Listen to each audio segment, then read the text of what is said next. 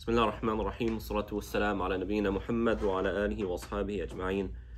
We are in Surah Al-An'am, verse 99. Allah subhanahu wa ta'ala says, وَهُوَ الَّذِي أَنزَلَ مِنَ السَّمَاءِ مَاءً فَأَخْرَجْنَا بِهِ نَبَاتَ كُلِّ شَيْءٍ. In this verse, Allah subhanahu wa ta'ala continues talking about the blessings He has bestowed upon humanity. And the general premise here is that it is only Allah who can do these things, and He is the one who is blessing us with these things, and therefore He's the only one worthy of worship. And Allah subhanahu wa ta'ala gives us variety in these blessings in terms of the types of blessings, how they provide us, and the variety of those blessings as well.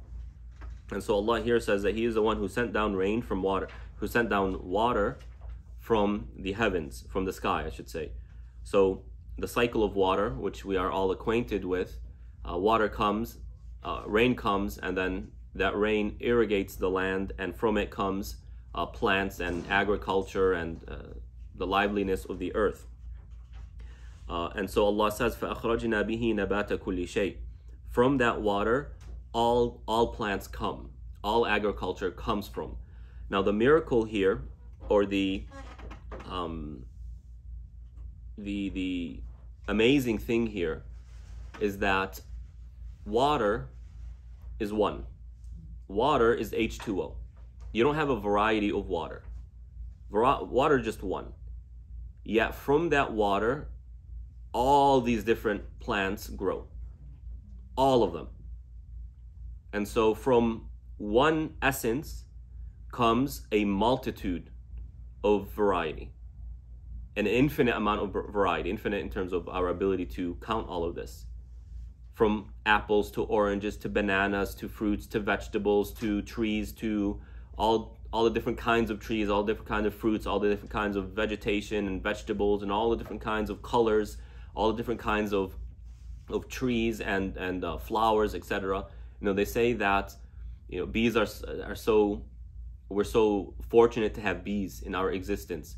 Why? Because bees pollinate from these flowers, and then they will cross-pollinate with other flowers, and lo and behold, you have a new species of flowers, or a new type of flower that comes about.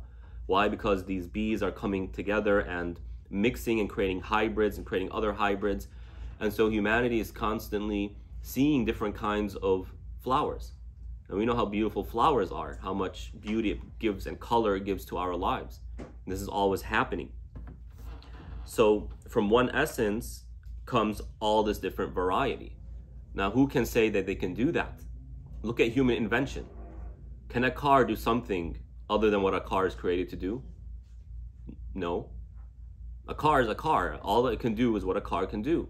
A computer can do a lot of things, but it's limited to its own function. Humans cannot create variety. Humans can recreate something, but that thing alone. And these idols are even further from this.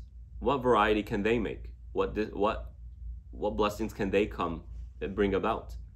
If you ask them who's the one who sent down rain and caused the earth to revive, they say Allah subhanahu wa ta'ala. So what blessings are your idols giving you? What functions do they have in your life? And the answer is nothing. فَأَخْرَجْنَا مِنْهُ خَضِرًا نُخْرِجُ مِنْهُ حَبًّا مُتَرَاكِبًا. And from these plants come that which is green, and from that seeds or parts that are mutarakib, that are built on each other.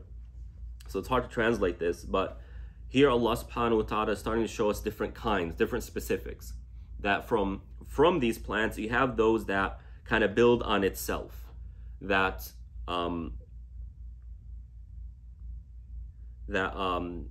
you know, for example, bananas. When you look at a banana tree, one branch, if that's the right term for it, one branch has how many bananas? I mean, literally dozens upon dozens upon dozens of bananas. It's amazing. And it's all on top of each other. It like stacks on itself to maximize how much it produces. And so if someone has one banana tree, they can feed many families from one banana tree. I'm sure we've all seen like these banana trees. One produces so much. Dates. when you look at a date tree, we have it here. I don't think it's edible, but when you see it growing, one of those branches has dozens, if not hundreds, of what's called balah in the Arabic language. These dates, hundreds. It's called what? Balah in the Arabic language. It's when the date is yellow. So it's before it ripens and becomes soft. You can eat it as well. It's good. It grows on itself. So this is showing Allah subhanahu wa ta'ala's ihsan, that from little comes a lot. And that is Allah's ihsan, His mercy. He gives us. Whereas when these polytheists engage their idols, they have to give up a lot in order to get one thing in return. And so you have to sacrifice, and you have to do this, and you have to come at a specific time, you have to give some money that the monk goes and just collects and puts in his bank account, right? All for what? To make one supplication. Look at the difference between these two. Who's worthy of worship? وَمِنَ النَّخْلِ مِنْ طَلْعِهَا قِنْوَانٌ دَانِيَةٌ. And from the nakhl is a palm tree. مِنْ طَلْعِهَا, the طَلْع is the branches. Right? So the leaves, I don't know what these terms are in English, but the leaf, that stick, that is طَلْع. قِنْوَان دَانِيَة. قِنْوان is qinu, which is that stick which all these dates grow off of. So you have the palm tree. The palm tree has its leaves, and then from those leaves you have these sticks that branch out into even smaller sticks, and that's where the dates grow. So you have this massive amount, like dozens of dates on one single stick. That's qinwan. Daniya. Daniya means it's coming down. Daniya from doing that which is near its close. So palm trees are high, they're tall. But what happens is when these grow, they come down, making your life a little bit easier. It's as though it's coming to you, and you have to do very little. So the rain is coming from Allah. The growth of these trees and these plants is coming from Allah. The production of fruits and vegetables is coming from Allah. And Allah created it in a way where it gives you more than what you need. It gives you more than what you need. And there's a very beautiful spiritual point here, that if I have more than what I need, it makes it easier for me to be a muhsin, to be good. You know, I'm always humbled when I compare our situation here with other countries that I've been to, and how the ease we have here in America allows us to be good, allows us to do good.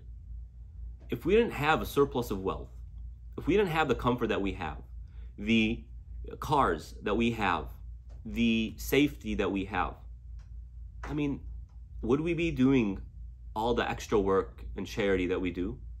When you compare it to a country that's economically stressed, that they don't have these conveniences. I mean, think about it. Now that COVID, we haven't gone to these banquets in a while, but when we go to these banquets, how do you go? You get in your car and you drive. If you had to take an Uber there, would you go?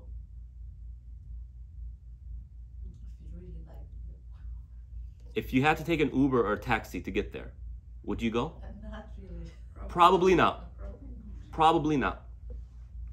So Allah giving us access to these cars is opening up doors of ihsan. So when Allah gives us these fruits and these vegetables, makes it easy for us to plant and to grow, and it gives us more than what we need. That gives me the ability to go and give charity. And so look at the ihsan. Look at the kindness. Look at how Allah is assisting us. Who else does that? What idol does this for us? What idol opens up the doors of good character, of developing good behaviors, of increasing our places in paradise? None. وَجَنَّاتٍ مِّنْ أَعْنَابٍ. And gardens with grapes. Grapes is the same thing. Grapes are like dates in the sense that they're on a stick and there's multiple, so much, that grow on one single stick. Dates are extremely nutritious. Grapes are extremely nutritious, and they're very tasty.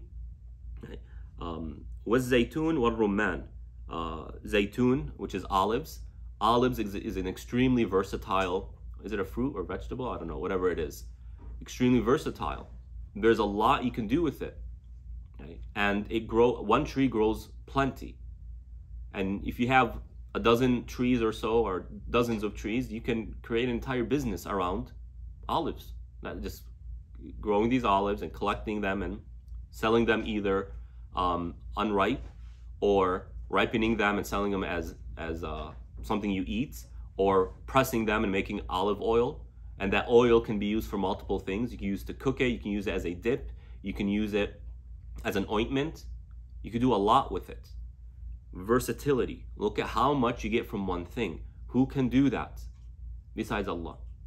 Who is a muhsin to you to this level? None. وَالزَّيْتُونَ وَالرُّمَّانِ. Pomegranate. When you open a pomegranate, it's just looking at it is amazing. Looking at how every single piece is kind of interlocked with each other. So many in just one. And it's covered so it stays fresh for a longer period of time. And it tastes either sweet or sour. Some people like sour. I like it when it's sour. Some people like it when it's sweet. My wife likes it when it's sweet. You have this variety. And you know, I always love it when I find salads or certain foods and they put some pomegranate in it. Just gives it a flavor, a taste, and it's extremely luxurious. مشتبها وغير متشابه. مشتبه means similar, وغير متشابه, unsimilar. As I was mentioning, sometimes it's sweet, sometimes it's sour. And so whatever you like, you have a variety there. If your tongue likes a certain flavor, you'll find it. If it likes another flavor, you'll find it as well. انظروا إلى ثمره إذا أثمر وينعي. Look at these fruits. Look at these fruits if they grow. وينعي means if they ripen. Okay. Look at them. And as I mentioned in other times, these blessings aren't limited to taste. They also bless our eyes. You have a tree, you have a small garden in the backyard with some flowers and some, plants and some trees. That is a beauty that you look at. The color, the variety in color, and then the smell, and then all of these things. Allah is giving you so much from one thing. So many blessings from one thing. And all of that goes back to one resource, and that is water.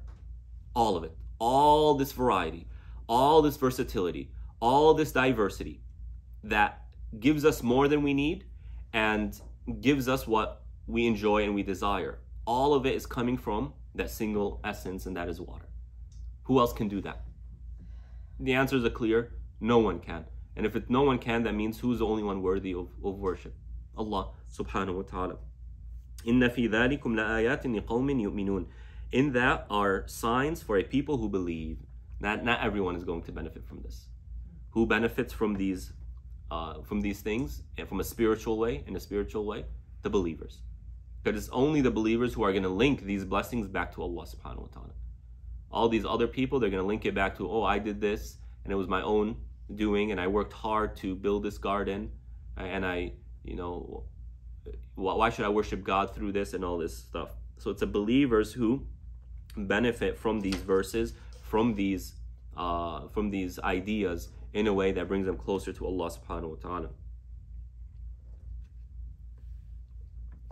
وَجَعَلُوا لِلَّهِ شُرَكَاءَ الْجِنَّ وَخَلَقَهُم. Now after all of that, Allah subhanahu wa ta'ala says they believe that Allah has partners and that jinn are the partners of Allah subhanahu wa ta'ala. Now, Arabia, if you think back in the time of the Prophet ﷺ, Arabia had tribes scattered throughout Arabia. The beliefs of the Arabs at that time wasn't one. They don't all share the same belief. They had different beliefs. Generally speaking, they were polytheistic. They had idols, they worshipped idols. But from there, they had different beliefs in terms of the angels, in terms of the jinn, in terms of the prophets, in terms of the afterlife. One of those beliefs is that some of these Arabs believed that the jinn were partners with Allah subhanahu wa ta'ala. That the jinn had divine features, and so when they would enter into a valley that, there was rumors there are jinn in this valley, they would call out and say, oh, leader of the jinn, we seek refuge in you, protect us, and whatnot, as though they have power and authority independent of Allah subhanahu wa ta'ala. Also, some Arabs said that the jinn have some sort of relationship, like like blood relationship, so to speak, with Allah. As Allah subhanahu wa ta'ala says in Surah Al-Saffat, what's the meaning of the verse? What is it? وَجَعَلُوا بَيْنَهُ وَبَيْنَ الْجِنَّةِ نَسَبًا. They made between Allah and the jinn like a relationship, nasab, relationship, as though the jinn are the sons of God or the daughter of Allah, or they're partners with Allah subhanahu wa ta'ala. And I believe, if I'm not mistaken, that some Arabs believe that the angels are the offspring of Allah and the jinn. From Allah and the jinn came angels and whatnot. All this nonsense. So Allah is pointing to a belief that was found in Arabia, not the belief of Quraysh per se. That makes sense. And Allah subhanahu wa ta'ala beautifully, of course, as always, words this verse. He says, وَجَعَلُوا لِلَّهِ شُرَكَاءَ الْجِنِّ.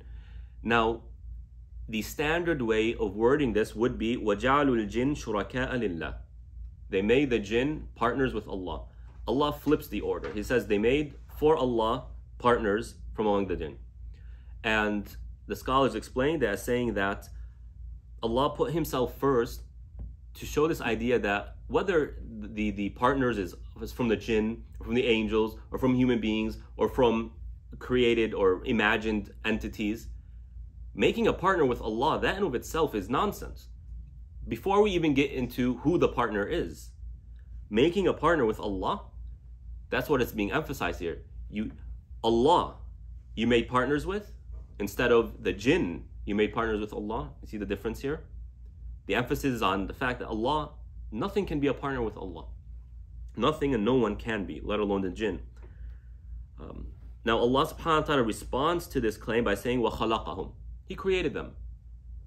And this is also the response Allah subhanahu wa ta'ala gives, or one of the responses He gives to Christians who claim that Jesus is the Son of God. Allah created Him. How can He be the Son of God when Allah is uncreated? A child is the offspring of their parents. And so humans give birth to a human. Cats give birth to a cat. Donkeys give birth to a donkey. A God is uncreated. So how can His Son be created? It takes Him out of the fold of divinity, the fact that He's created. Right? And as one da'i in the Muslim world was debating, he was discussing with a priest, he said, if Jesus is God, how come we didn't know about Him before He actually came? Why didn't Nuh tell us about Him? Why didn't so-and-so tell us about Him? We did not know about Him until He actually came. And then he said, based on that, could Allah have like an entire, like daughters as well? Can there be other gods besides Jesus, other sons? And the preacher kind of stared for a second and said, there might be an entire family up there. I mean, look at the deviations. Look at the mindset here. Look at the nonsense. Jesus was created. There was a time where He did not exist. So how can He be divine? Allah is uncreated. There is no beginning for Allah subhanahu wa ta'ala. That is what it means to be divine. And so anything that is created automatically takes Him out of the fold of divinity. Automatically. Why? Because by definition, a God is uncreated. And by definition, that which comes later is created. So that's one. Another thing is, in order to be created, you need someone to create you. And if you need someone to create you, that means you are in need of that thing. So the jinn are in need of Allah. How can they be partners with Allah? How? How can they be independent of Allah if they were created by Him in the first place? وَخَرَقُوا, خَرَقُوا means to fabricate. وَخَرَقُوا لَهُ بَنِينَ وَبَنَاتٍ بِغَيْرِ عِلْمٍ. They fabricated this claim that Allah has male children and female children without knowledge. So some Arabs claim that the angels are the daughters of Allah. وَجَعَلُوا الْمَلَائِكَةَ الَّذِينَ هُمْ عِبَادُ الرَّحْمَنِ إِنَاثًا. They made the angels as females. And some claim that the angels are the daughters of Allah subhanahu wa ta'ala. Banin, children, like Jesus, like Uzair, those who claim that Uzair is the son of God, among other things. They did this all without knowledge. Without knowledge meaning they didn't claim this. These people that they claim to be the sons and daughters of Allah, they didn't claim to be the sons and daughters of Allah. Nor did anyone communicate this from you. Allah didn't say that they're the sons and daughters of Allah. Where is this coming from? Where is this coming from? Right? If, for example, what's an example here? Let's say you have a person named Muhammad. Muhammad is new to the community. Do I have the right to go and say Muhammad is the son of Sa'id? I don't have the right to say that unless I have evidence. Okay, what kind of evidence can we have? Well, Muhammad can tell me that he's the son of Sa'id. If he tells me he's the son of Sa'id, we accept that. But if Muhammad doesn't tell me he's the son of Sa'id, can I make that claim? No. Well, I can look at his birth certificate. If his birth certificate says Muhammad is the son of Sa'id, we accept that. But if the birth certificate doesn't say that, can we say that Muhammad is the son of Sa'id? No, we need evidence. So if these people, the angels and the jinn, aren't making this claim, and if the Quran, the word of Allah, isn't making this claim, where is it coming from? It's coming from the people's imagination. They're making this up. Subhanahu wa ta'ala amma yasifun. Allah is above, Allah is glorious and above what they describe or attribute to Him.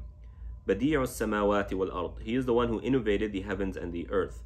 And this is something Allah uses often. He points to the creation of the heavens and the earth as evidence that He has no partners. Why is that? Well, because the creation of the heavens and the earth is greater than creation of man, of human, of jinn, of angels. It's a greater and grander creation. Right? As Allah subhanahu wa ta'ala says, لَخَلْقُ السَّمَاوَاتِ وَالْأَرْضِ أَكْبَرُ مِنْ خَلْقِ النَّاسِ. The creation of the heavens and the earth is grander than the creation of humans. And so if Allah created the heavens and the earth, and no one claims that the heavens and the earth are divine or independent of Allah. They say that this is a creation of Allah. So everything in it is also a creation of Allah as well. So why these contradictions? Like the Christians, if you ask them about Jesus, they say he's a son of God. Why? Well, because he had a miraculous birth and he did these miracles. He revived the dead, and only God can revive the dead. And he healed certain diseases. And God is the one who heals. They claim that he is the son of God as a result, or he is divine. Ask the Christians about Musa alayhi salam. They'll say he's a prophet of God. Well, Musa performed miracles as well. He performed miracles. That stick turning into a major snake. That's something dead, a dead object, stick, turning into an object that's alive. It's the same concept. Splitting the sea with a stick. I mean, who can do that? That's miraculous. Yet you claim he's a prophet. So why the contradiction? He is a prophet as Musa alayhi salam is a prophet. In fact, in some narrations, it said that the claim that Isa alayhi salam was the son of God began when he was alive.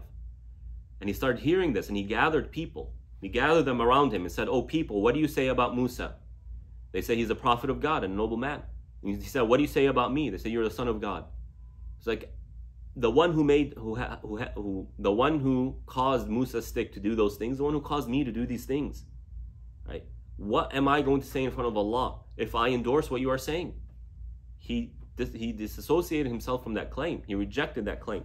Alayhi salatu wassalam. So he is the innovator of the heavens and the earth.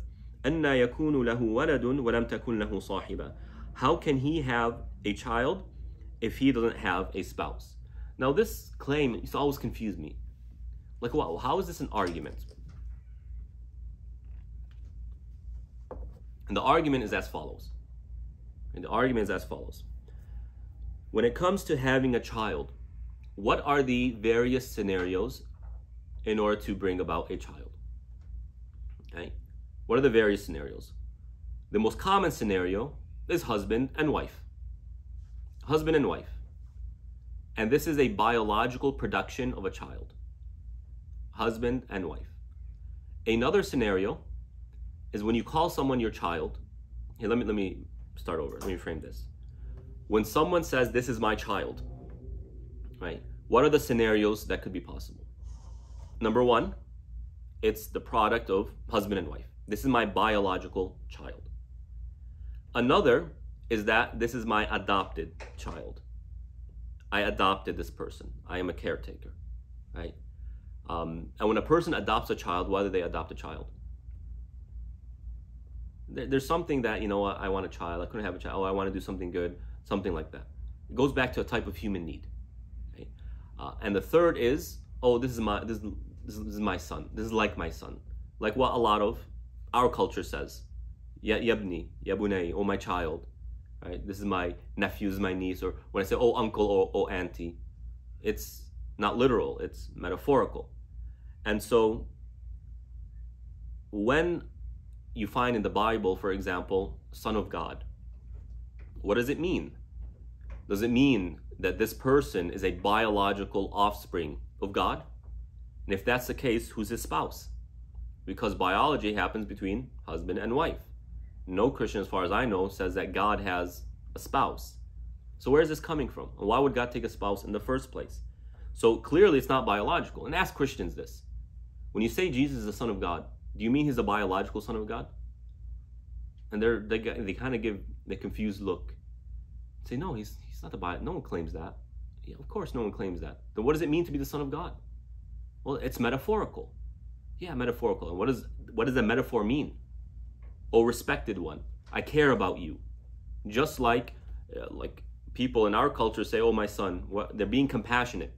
That they're not making a claim that this is my child. Does that make sense?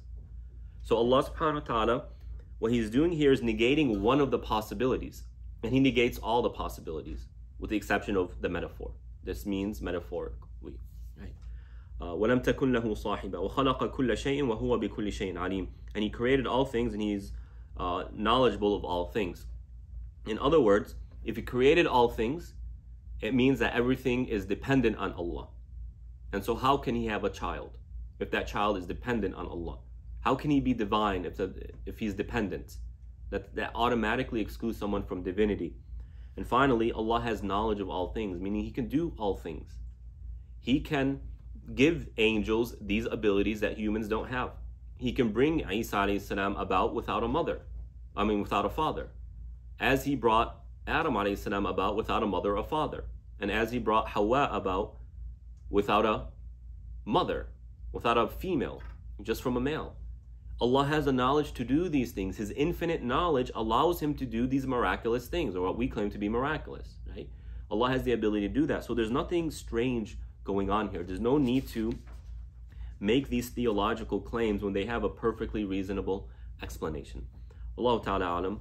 We'll go ahead and stop here. Wa sallallahu ala nabiyyina Muhammad wa ala alihi wa ashabihi ajma'in.